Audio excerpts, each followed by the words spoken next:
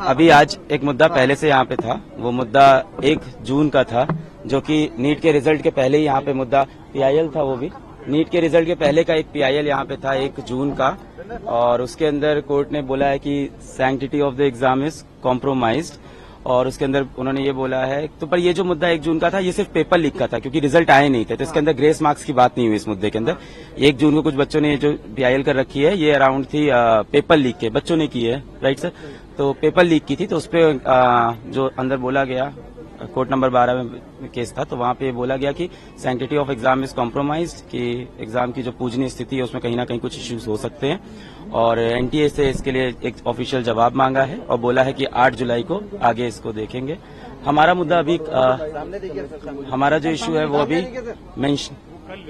कल हमारा जो इश्यू है वो कल लिस्ट होगा, मेंशनिंग के लिए आज हम लोग ने किया है, तो कल लिस्ट होगा। और देखते हैं, अभी जो करंट है इसके अंदर इससे पेपर लीक का मुद्दा था, ये एग्जाम के रिजल्ट के पहले लिस्ट हो गया था, तो इसलिए अब जाके उस पर आज पहली हियरिंग थी। तो 1 जून को ही आ गया था, जबकि रिजल्ट आपके 5 तारीख को आए हैं, तो ये पहले से 4 तारीख को आए, तो 1 जून को इसको लिस्ट कर दिया था। इस पे अभी सुनवाई, पर इसमें सिर्फ पेपर लीक की बात हुई है, अभी ग्रेस नंबर की कोई बात नहीं है। हमने जो पीआईएल फाइल की है उसमें हमने ग्रेस नंबर की बात की है, पेपर लीक की, दोनों चीजों की बात की है। तो खैर इसी मुद्दे पे अभी ऑनरेबल सुप्रीम कोर्ट को लगता है sanctity of the exam is compromised and they have asked NTA to reply.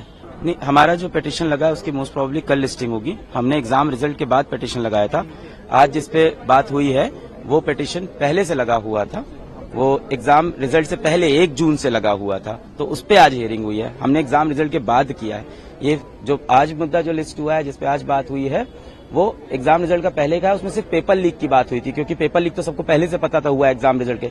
Exam result आया तो पता चला और भी प्रॉब्लम है कि ग्रेस नंबर दिया है, डिस्पेरेंसीज हैं, ट्रांसपेरेंसी की प्रॉब्लम है। वो मुद्दा जो है वो हम कल लिस्ट होगा हमारा।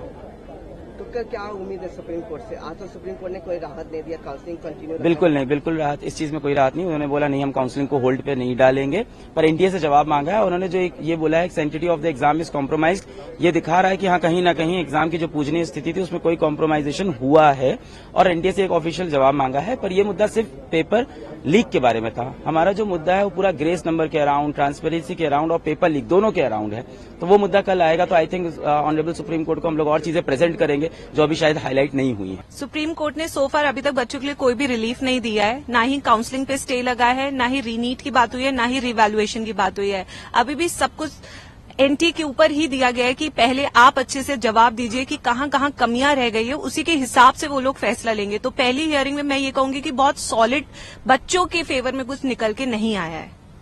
तो अभी आपका हमारा नेक्स्ट स्टेप ये है कि व्हाट एनटीए विल रिप्लाई। अगर एनटीए ने जो अपनी कमेटी बोली है 4 मेंबर्स की, अगर वो सिर्फ कहते हैं कि सिर्फ 1600 बच्चों के लिए है, then we will take another action. अगर उन्होंने कहा नहीं 1600 बच्चों के अलावा भी बहुत सारे बच्चे अफेक्ट हुए हैं, तो फिर उस केस में आई थिंक वो हमारी विन विन सिचुएशन होगी, क्योंकि बहुत सारे बच्चों के साथ बहुत सारी चीजों में अन्याय हुआ है इस साल।